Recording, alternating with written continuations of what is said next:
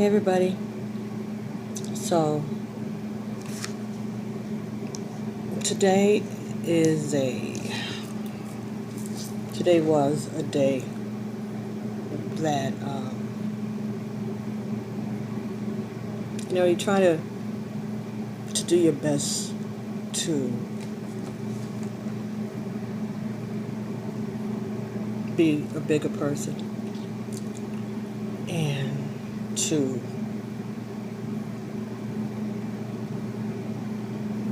grow, to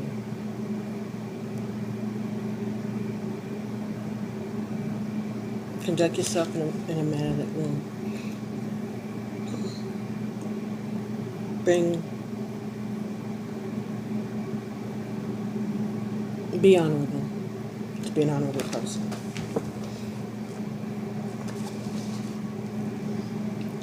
I've always tried to do that. I'm not perfect at all. I've fallen short of many times, many things in my life, but I have been working so hard to do the right thing. Always, always, always. I cannot think of a single time in my life that I ever intentionally went out of my way to hurt anybody, or that I ever tried to return the kindness with negativity.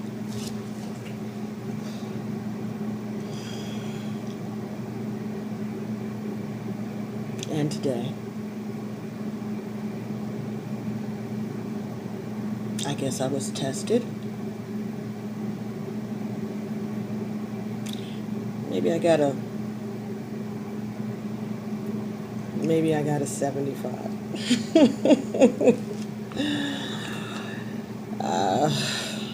I tried. I did. I set up this day to do the right thing. And for the most part, I think I did. I really do think I did. So that's why I'm giving myself a 75. I know that 100 is within my reach. I could probably go back right now and get 100. But God isn't finished with me yet, and I still have. I'm immortal just like the rest of us, And there's no one good but God, right? Jesus was perfect. Man, I'm not Jesus, nor claim to be.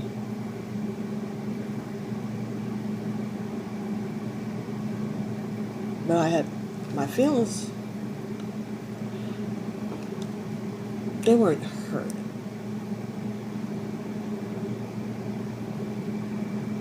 I was betrayed. I was trampled upon. Not today. 7 years ago. I was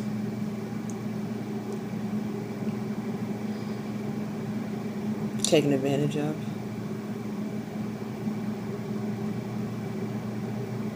And my kindness was used as a weakness against me.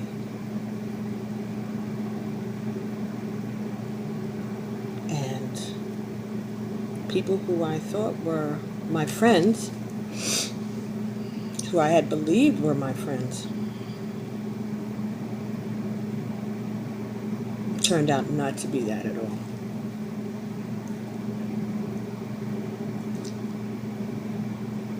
But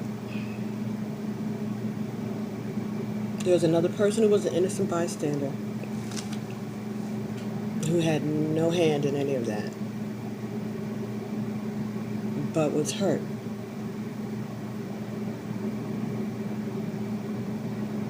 And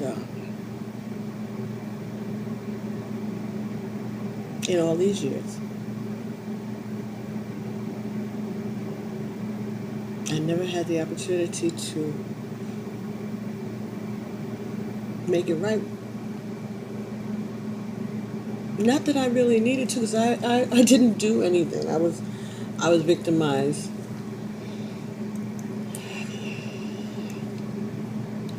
but I was prevented from touching base with this person, this person who I loved like a father. And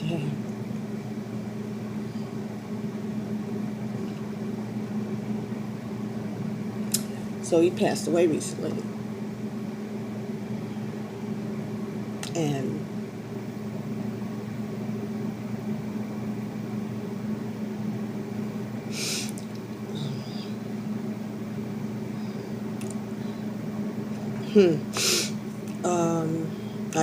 I wasn't notified, you know, which I'm not surprised, but it was hurtful. And how I found out about it was quite by accident. But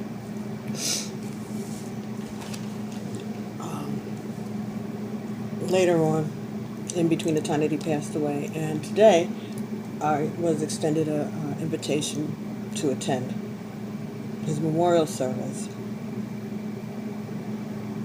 And I thought about it, I prayed about it, and I decided to go because I felt that the person who extended the invitation to me did it out of sincerity.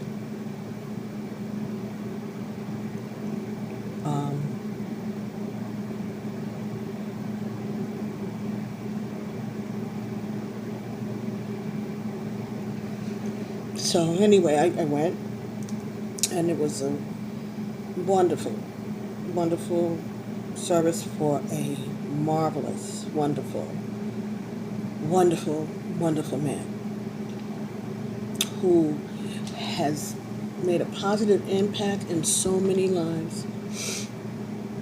And everybody that knew him had a special story and a special experience that they could share about just knowing this man. You know, he is the embodiment of that fairy tale that they tell us little girls about Prince Charming. But in real life, you know, that hope. And he didn't tell me this story. His wife told me this story. And I was friends with them both. She passed away 7 years ago, which is when the separation occurred between myself and the family. Not him and not her. Not at all. Because what I do know is that she loved me, and that he loved me, and that they both knew that I loved them both. They weren't my parents, but they were my family. And both have taught me such wonderful things and gave me encouragement over the years as I went about my life being a young mother and, you know, starting out on my journey here. And so the problem was never them, you know, the husband and wife. The problem was their children, the one in particular. Well, whatever. Because of jealousy, you know, it's sad. It really is. When you are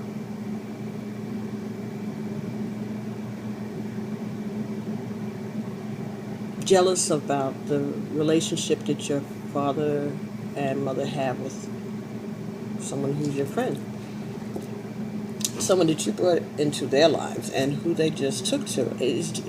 There was no explanation for that. I don't know why they, we never sat down and tried to analyze what it was, but it was just something,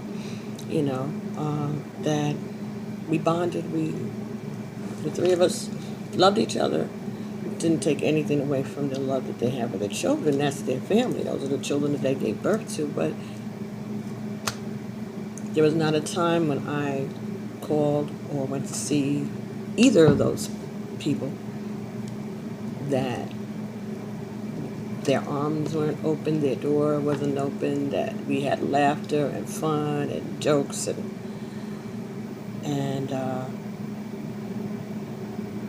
just a special friendship that was separate from the friendship I had with their children, with their daughter in particular. And even that friendship was real, I thought. But some folks just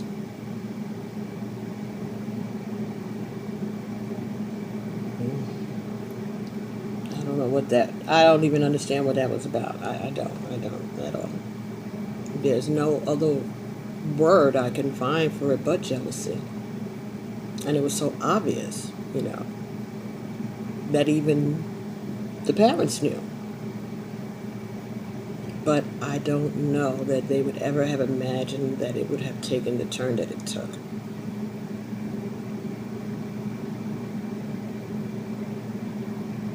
And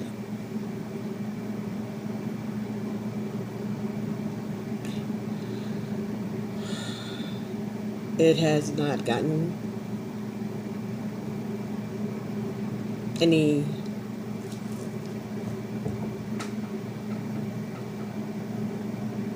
it never got any easier for me because it was such a deliberate, profound, unnecessary hurt that was imposed upon me and out of nothing but vindictiveness and jealousy.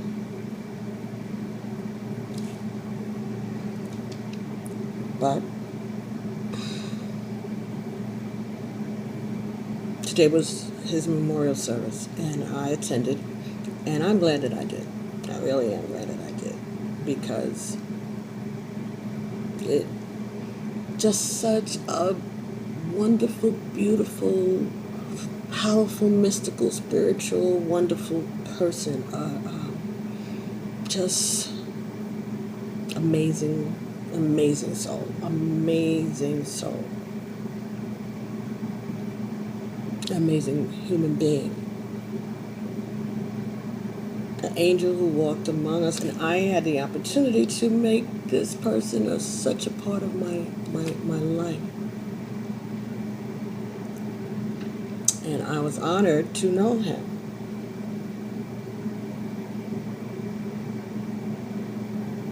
But so funny is that he had touched so many people in that way. And everything that was said, he earned every accolade, he earned every good thing, and a job well done. Job well done.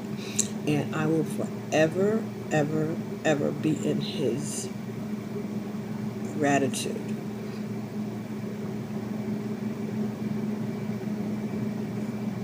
And grateful to God that he gave me that experience.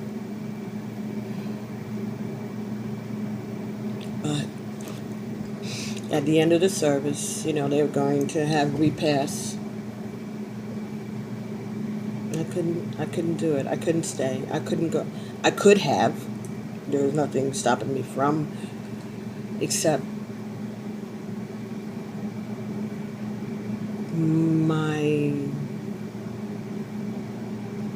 maybe his ego.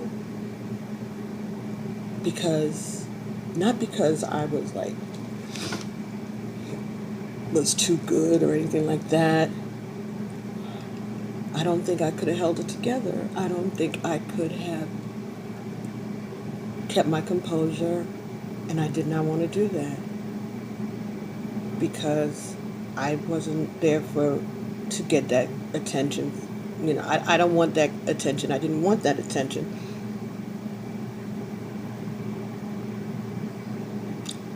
So I guess why I'm doing this right now, making this video, because I still haven't gotten it out of my system. I just walked in the door. I just got back. I'm going to ask you all out there who are my viewers and my subscribers and cross watchers and all that other stuff. I'm asking you today to just do me a favor and just pray for me. Pray for my strength. Pray for my continual growth. Because I don't like that I feel like this.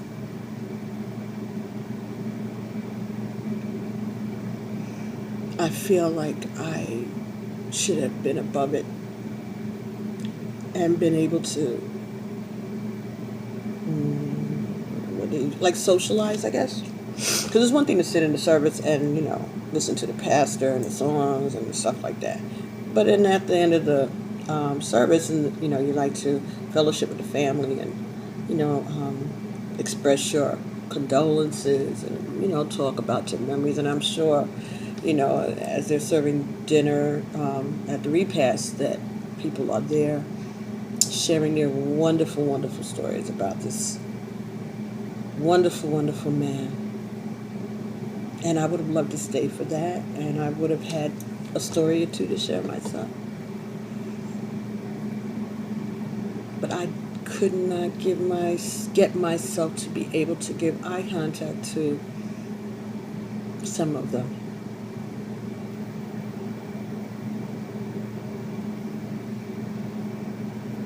Because they're phony and hateful and jealous. And for what reason, I still to this day haven't figured out. Except that, okay, your parents like me. Why is that a problem for you? You should be glad when your parents like your friends. But the problem is that maybe you thought your parents liked me better than they liked you. And it might be the truth. And the truth hurts. But you can't say nothing about that because, that would mess your image up because you're all of that. So you couldn't possibly be jealous of that little dark-skinned girl over there.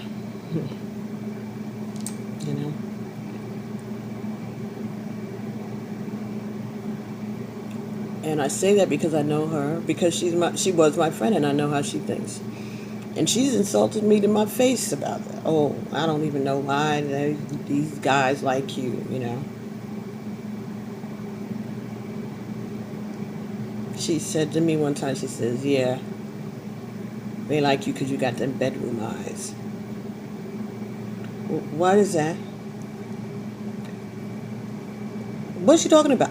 I mean, I'm like 23 years old. I don't know what she's talking about. What are you talking about? When I tell you this girl is a beautiful, physically beautiful woman. Always has been. But I think that, and they say you could be beautiful outside, but you could just be an ugly person inside. And she was ultimately an ugly person inside. And jealous because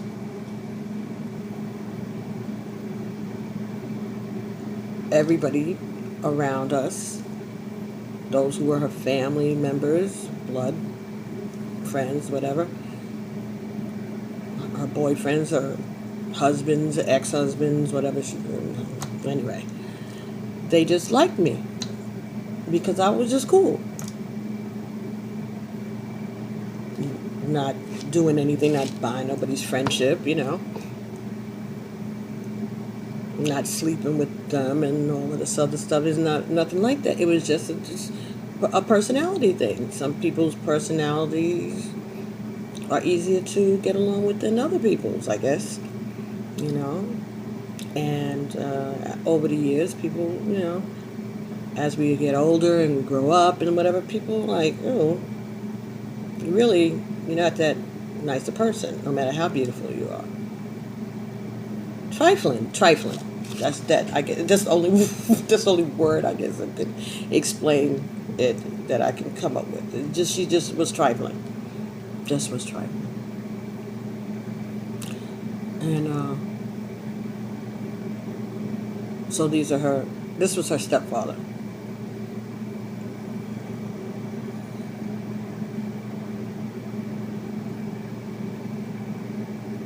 So anyway, I'm asking you guys to just please help me. Just pray for me to continue to grow and to be strong and to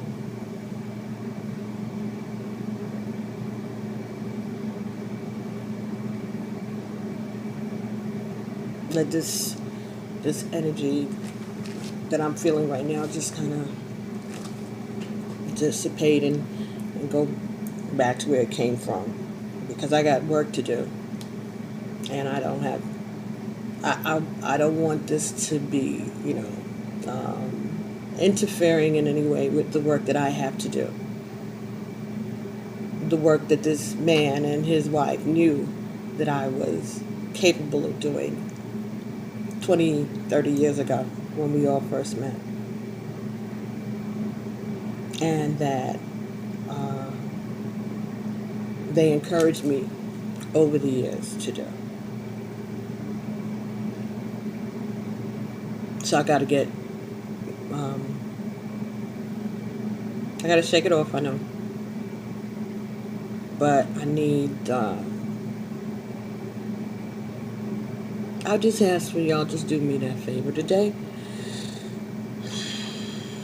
is to just keep me in your prayers and ask God to give me strength and to give me peace and to forgive me, because today I guess I came up short, and to fix this painful thing, make it. Now I heard so much. It's over. Today, that was it, I guess. This could be it. And when he first passed away, I took care of, I had my own little memorial service for him, because I didn't even think that I was going to get an invitation to the service or anything at all. Because had it been the way it was, if they had it, wherever they would have had his actual funeral service, be it here in New York, in Atlanta, Maryland, wherever, I would have been there. I probably would have been there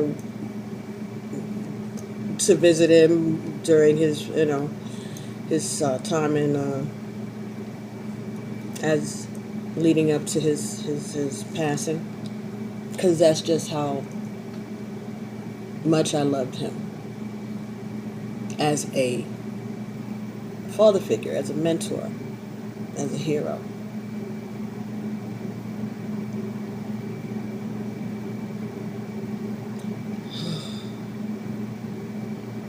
And such memories, good memories, because there's no such thing as a bad memory about him. I don't think anybody has a bad memory about him. Well, he's a regular guy, so I'm sure.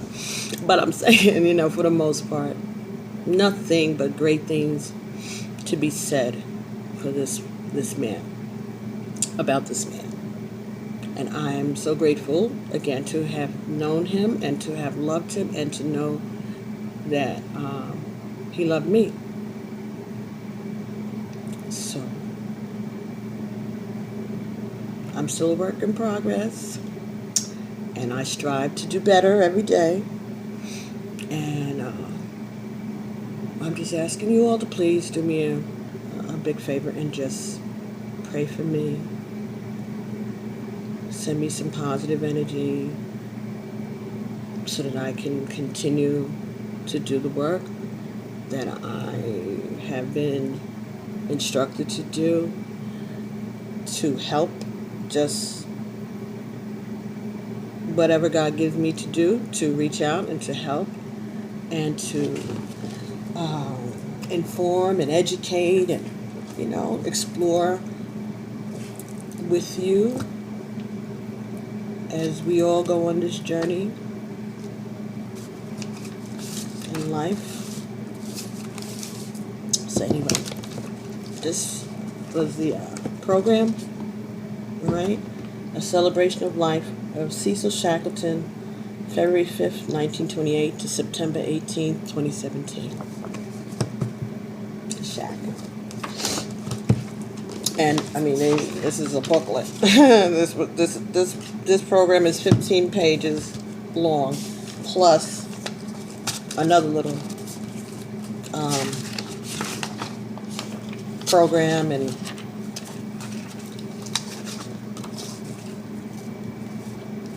I'm going to read it. The Life of Cecil Shackleton.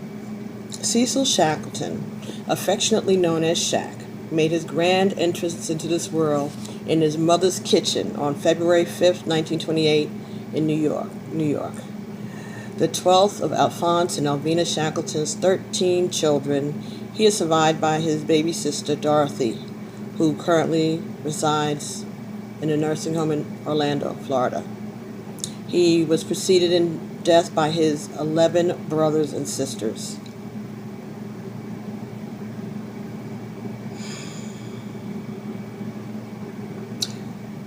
Born and raised in New York, Shack retired to Baltimore, Maryland, and then Atlanta, Georgia, where he departed this life on September 18, 2017.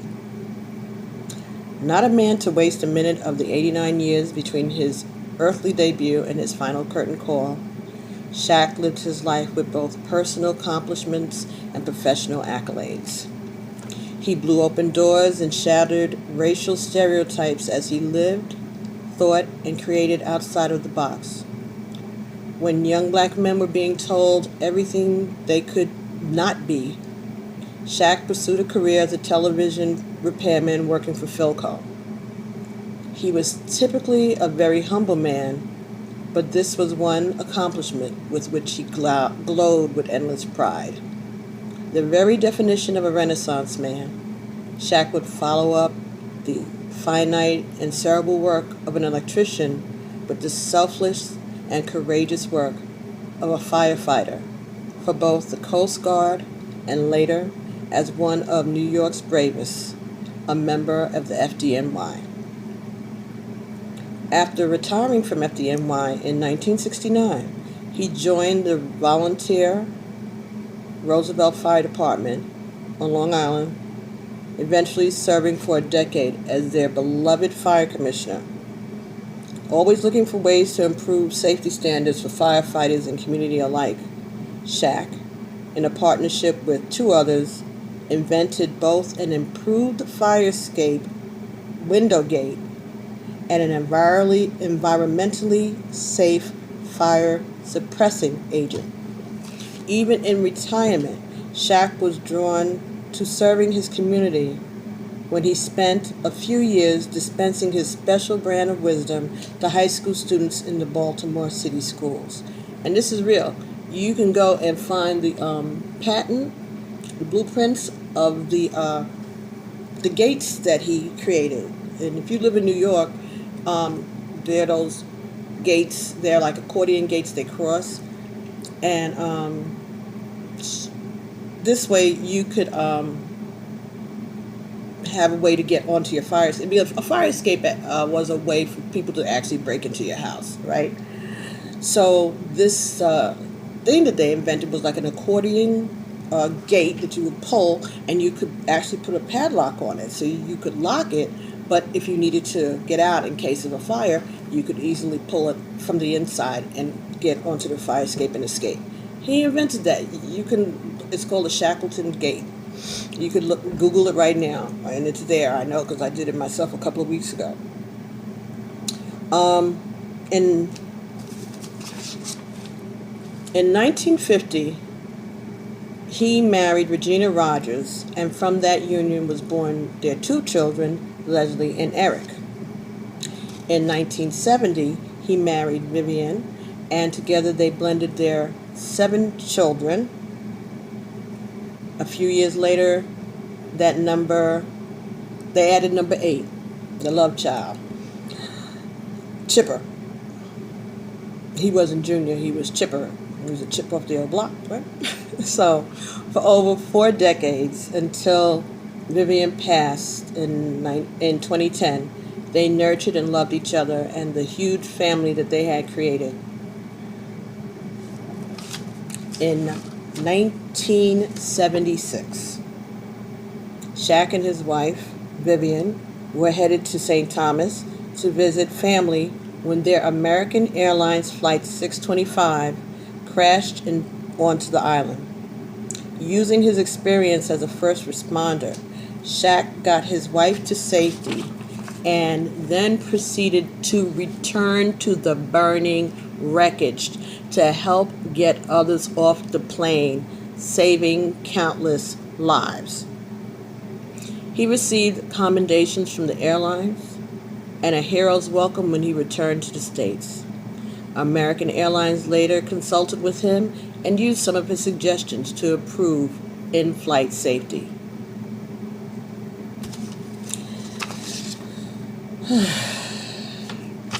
If you are like many, you're probably wondering how you knew this man all these years and didn't know half of these impressive facts. The reason is because as impressive as Cecil the firefighter hero and inventor was, it paled in comparison to Shaq the family man. Shaq had a heart so big and so pure that everyone who loved him knew that he loved them the most. When you were in his company, you were all that mattered. All who survived Shaq are forever the better because of him.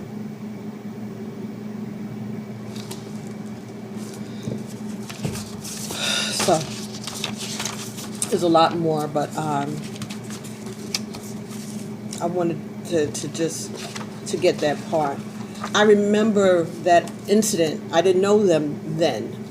In 1976, I remember watching television and seeing this thing where I think Mayor Beam was the mayor at the time, and he had come. It was on Channel 7, I think, and they had come to his home. And I remember seeing all the kids and his wife and he. I didn't know them, but they presented them with him with keys to the city or something. They gave them tickets to see a play with Mickey Rooney that was really big at the time, and the mayor had come to give tickets to him and his wife, to the whole family, to go. I think it was called Sugar Babies, to go see this play. So it was real.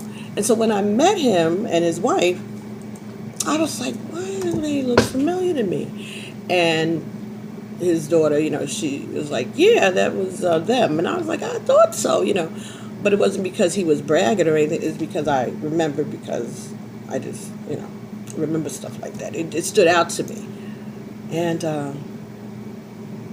it just was an amazing friendship, an amazing person, a real life hero, There's other stories I could tell. Not that he told me, but, the things that his wife and I talked about. Because like I said, I was friends with them too. She and I would sit down and have tea and talk about life and things like that. Even when her daughters, the girls who were my age, weren't around, just share stuff, about relationships and men and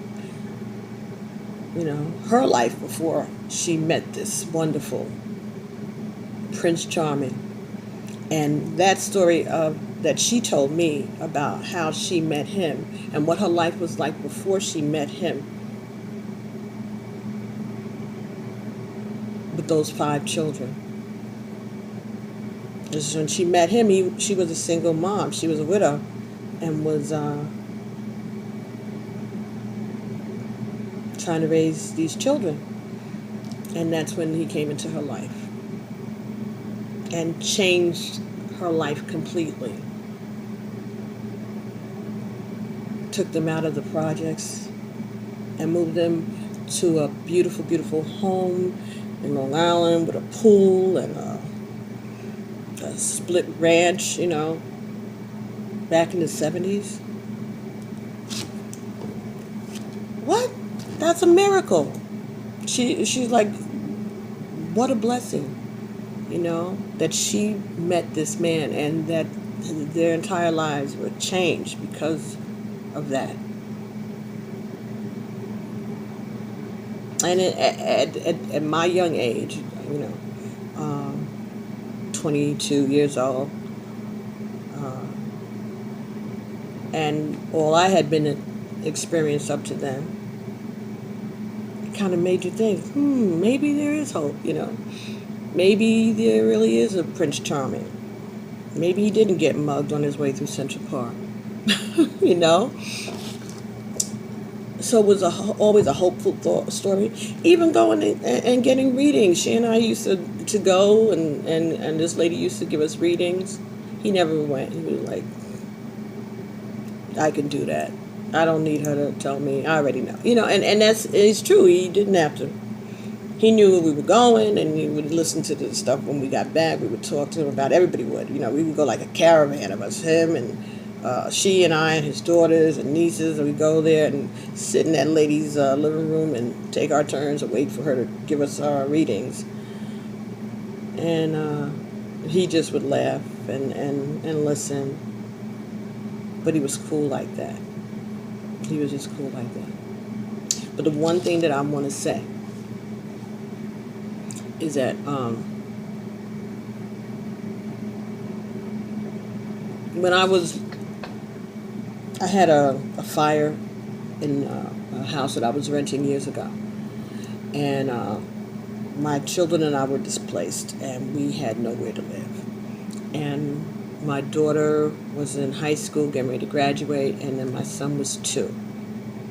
And I was working, and it just was crazy. And my daughter was staying with one set of relatives, and my son was staying with his father's relatives. And on my days off, I was running around trying to find apartment to rent, And come to find out, it was easier to buy a house than it was to try to rent an apartment. I don't know. But anyway. So at the time, Shaq had been, he had his real estate license, because he always kept busy.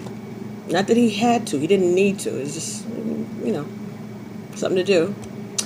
And I had been working with this girl, but I wasn't able to find anything with her. And he said, oh, come on, I'll take you. Let's see if we can find something for you, Petty. So my own mother actually came out that weekend, and we all went, house shopping. He took me to several places to see. And then finally he brought me to the house that I ended up buying here.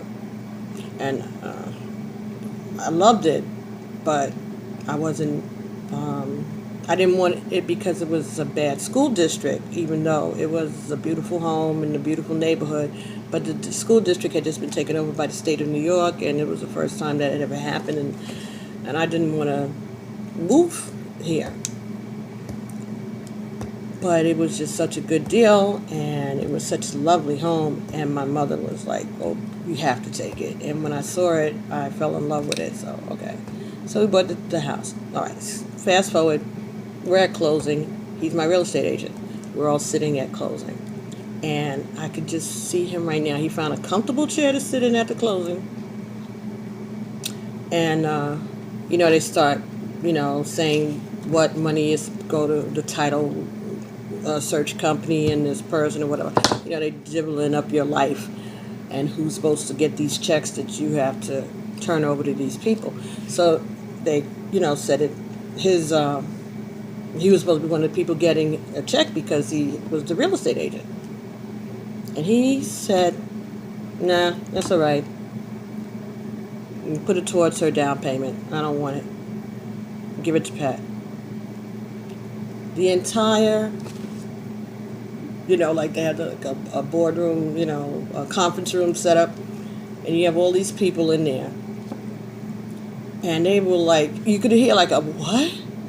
Like, I didn't know he was going to do that. Nobody in the room knew that he was going to. The bank people, the mortgage people, nobody knew that he was going to do that. My attorney didn't know he was going to do that. And he said, no, it's all right. Put it towards a down payment. What?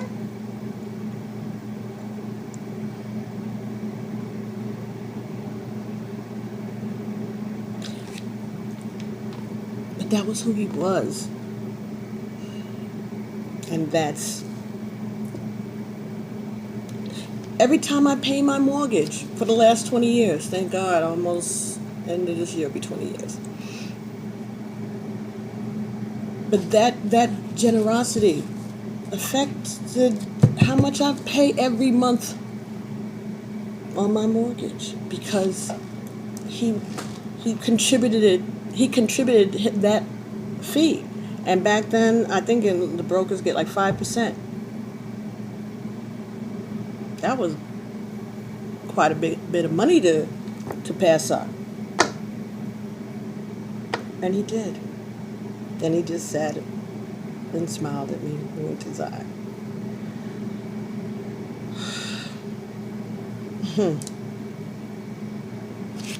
So,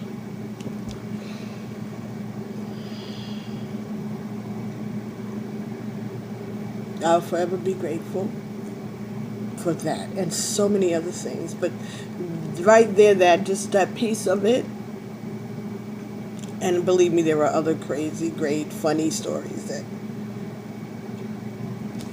I could share.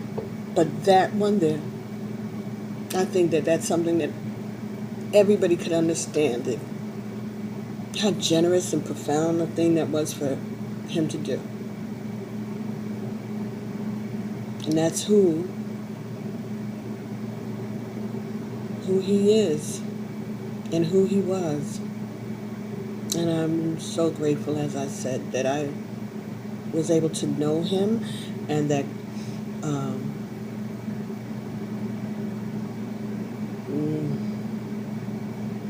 the divine felt me worthy to have this man come into my life.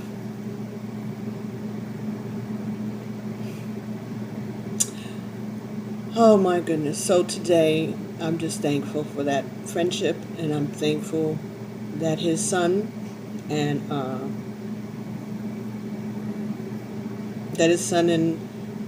I would imagine his oldest daughter, Leslie, reached out to me and invited me to come and celebrate the homegoing of their father. And I'm just asking that those of you who know the word and the worth of prayer to pray my strength, that I continue to grow and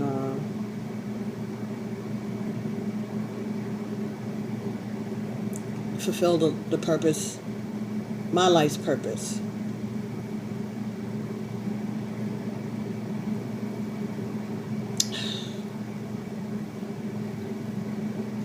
And I'm going to go and probably just sit down and cry it out and get it out. And I'll be back if not today, maybe tomorrow,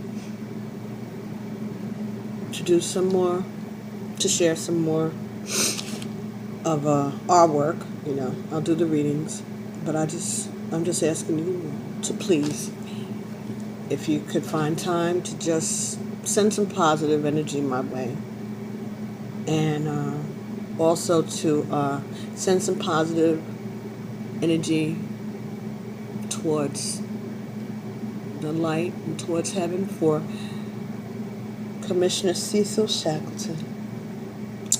He was one of the members of the Vulcan Society, which is a society of black firemen in New York.